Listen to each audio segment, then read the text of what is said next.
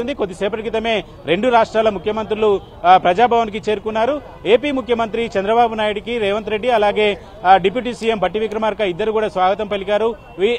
ఇద్దరు కూడా ప్రస్తుతం ప్రజాభవన్ లో ఏర్పాటు చేసినటువంటి మీటింగ్ హాల్లోకి వెళ్లారు. మరి కాసేపట్లోనే ఈ సమావేశం కూడా ప్రారంభం కాబోతుంది. అయితే తెలంగాణ ప్రభుత్వం నుంచి ఏ అంశాలని ఏపీ ప్రభుత్వం నుంచి పెట్టాలనుకుంటుంది, అలాగే ఏపీ ప్రభుత్వం తెలంగాణ ప్రభుత్వం నుంచి ఏం కోరుకుంటుంది అనేటువంటి అంశాలే ప్రస్తుతం ఆసక్తికరంగాను నెలకొన్నటువంటి పరిస్థితి అయితే మనం చూస్తున్నాం. తెలంగాణ ప్రభుత్వం ప్రధానంగా 6 అంశాలని లేవనెత్తాలన్నటువంటి అభిప్రాయంతో ఉంది. అదే అంశాలని రాత్రి డిప్యూటీ సీఎం బట్టి విక్రమార్క అలాగే సీఎం రేవంత్ రెడ్డి అలాగే ఉన్నతాధికారుల సమీక్ష సమావేశంలో కూడా ఈ 6 అంశాల మీద చర్చించారు. మొదటి అంశం ఖమ్మం జిల్లాలో రాష్ట్ర విభజనలో లేని 7 మండలాల విలీనానికి సంబంధించినటువంటి ప్రక్రియ రాష్ట్ర విభజన తర్వాత ఏపీలో ప్రభుత్వం ఏర్పడిన తర్వాత అప్పట్లో కేంద్రంలో ఉన్నటువంటి ప్రస్తుతం ప్రధానిగా ఉన్నటువంటి మోడీ ఆర్డినెన్స్ తీసుకొచ్చి 7 మండలాలను ఖమ్మం జిల్లాకు సంబంధించినవి ఆంధ్రప్రదేశ్ కి అప్పగించినటువంటి పరిస్థితిని మనం చూసాం. వాటిని గతంలో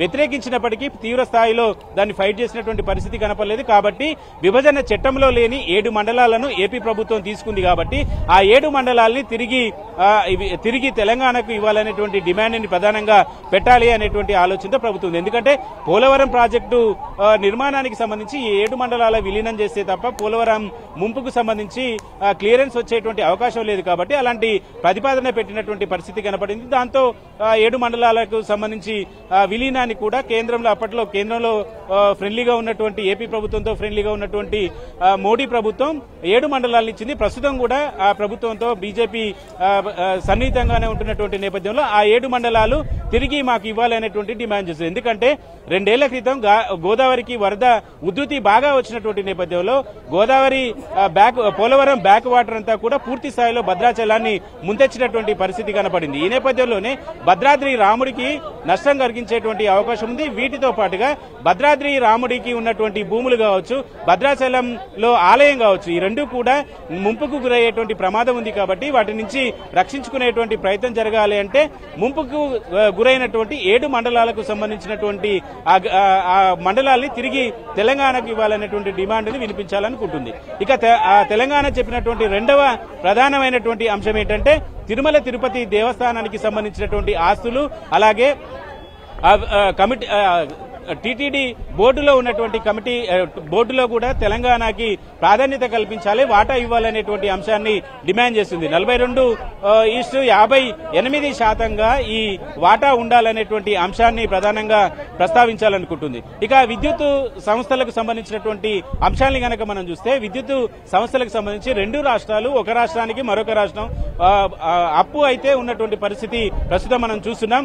తెలంగాణ ప్రభుత్వానికి ఏపీ ప్రభుత్వము 24,000 కోట్ల అప్పు ఉంది. ఈ 24,000 కోట్లను వెంటనే చెల్లించాలనేటువంటి ఒత్తిడిని కూడా ఏపీ ప్రభుత్వం మీద చేయాలనేటువంటి ఆలోచనతో తెలంగాణ ప్రభుత్వం ఉంది. ఆ డిమాండ్ ను కూడా వినిపించాలనుకుంటున్నారు. అయితే తెలంగాణ ప్రభుత్వం కూడా ఏపీకి 7,000 కోట్ల అప్పు ఉన్నటువంటి పరిస్థితి అయితే కనపడుతుంది. కాబట్టి 7,000 కోట్లు చెల్లించడానికి తెలంగాణ ప్రభుత్వం సిద్ధంగా ఉంది. కానీ ఆంధ్రప్రదేశ్ ప్రభుత్వం 24,000 కోట్లకు సంబంధించినటువంటి డబ్బుని వెంటనే చెల్లిస్తే 7,000 కోట్లు ఇవ్వడానికి ప్రభుత్వం సుముఖంగానే ఉందనేటువంటి అభిప్రాయాన్ని మాత్రం వినిపించినటువంటి పరిస్థితి తెలంగాణ ప్రభుత్వం. అలాగే తెలంగాణకి ఆంధ్రప్రదేశ్ పరివాహక సముద్ర తీర ప్రాంతం లేదు. కాబట్టి 1000 కిలోమీటర్ల మేర తెలంగాణకి సముద్ర పరివాహక ప్రాంతంలో వాటా ఇవ్వాలని కోరుతుంది. అలాగే మచిలీపట్నం కావచ్చు, కృష్ణపట్నం పోర్టులలో కూడా తమ వాటా ఇవ్వాలనేటువంటి డిమాండ్ ని ప్రధానంగా వినిపిస్తున్నటువంటి నేపథ్యంలో ఏపీ ప్రభుత్వం ఎలా రియాక్ట్ అవుతుంది అనేది చూడాలి. ఇక ఏపీ ప్రభుత్వం పెట్టినటువంటి ఎజెండాకు సంబంధించినటువంటి అంశాన్ని కనుక చూస్తే షెడ్యూల్ 9, షెడ్యూల్ 10లో ఉన్నటువంటి ఏవైతే సంస్థలు ఉన్నాయో ఆ సంస్థలకు సంబంధించినటువంటి ఆస్తులు కావచ్చు, ఆ సంస్థలకు సంబంధించినటువంటి అప్పులు కావచ్చు, సంస్థలకు సంబంధించినటువంటి విభజన కావచ్చు, ఇలాంటి అంశాలన్నింటికి సంబంధించి పీఠముడి ప్రస్తుతం కొనసాగుతుంది. దీనిపై కూడా ఈ సమావేశంలో చర్చించాలని ఏపీ ప్రభుత్వం ఒక డిమాండ్ అయితే పెట్టింది. అయితే ఈ 9, 10 షెడ్యూల్లో ఉన్నటువంటి కొన్ని సంస్థలకు సంబంధించినటువంటి ఆస్తుల పంపకానికి సంబంధించినటువంటి అంశాల్లో కోర్టుల్లో కేసులు ఉన్నటువంటి నేపథ్యంలో వీటి మీద ఎలాంటి నిర్ణయం తీసుకుంటారు 2 రాష్ట్రాలకు సంబంధించినటువంటి ప్రభుత్వాలు అనేది చూడాలి. ఇక ఉద్యోగుల విభజనకు సంబంధించినటువంటి అంశం కూడా చాలా పెండింగ్ లో ఉన్నాయి. ఆంధ్రప్రదేశ్ కు సంబంధించినటువంటి ఉద్యోగులు తెలంగాణలో ఉన్నారు. తెలంగాణకు సంబంధించినటువంటి చాలా మంది ఉద్యోగులు విభజనలో ఆంధ్రప్రదేశ్ కి వెళ్లినటువంటి పరిస్థితి కనపడింది కాబట్టి వీటి మీద కూడా వీలైనంత త్వరగా ఉద్యోగుల విభజనని పూర్తి చేయాలనేటువంటి ఆలోచన తెలంగాణ ప్రభుత్వం అటు ఆంధ్రప్రదేశ్ ప్రభుత్వం ఉంది. 4వ తరగతి ఉద్యోగులు కూడా ఆంధ్రప్రదేశ్ కి వెళ్లారు. నేటివ్ తెలంగాణ ఉన్నప్పటికీ కూడా అటు వెళ్లినటువంటి ఉద్యోగులు తిరిగి రప్పించుకునేటువంటి ప్రయత్నం చాలా రోజులు జరిగింది. కానీ చాలా మంది సుమారు 200 నుంచి 300 మంది ఉద్యోగులు కూడా ఆంధ్రప్రదేశ్ కి వెళ్లినటువంటి నేపథ్యంలో ఉద్యోగుల విభజనకు సంబంధించినటువంటి అంశాలన్నింటి మీద కూడా ప్రధానంగా చర్చించేటువంటి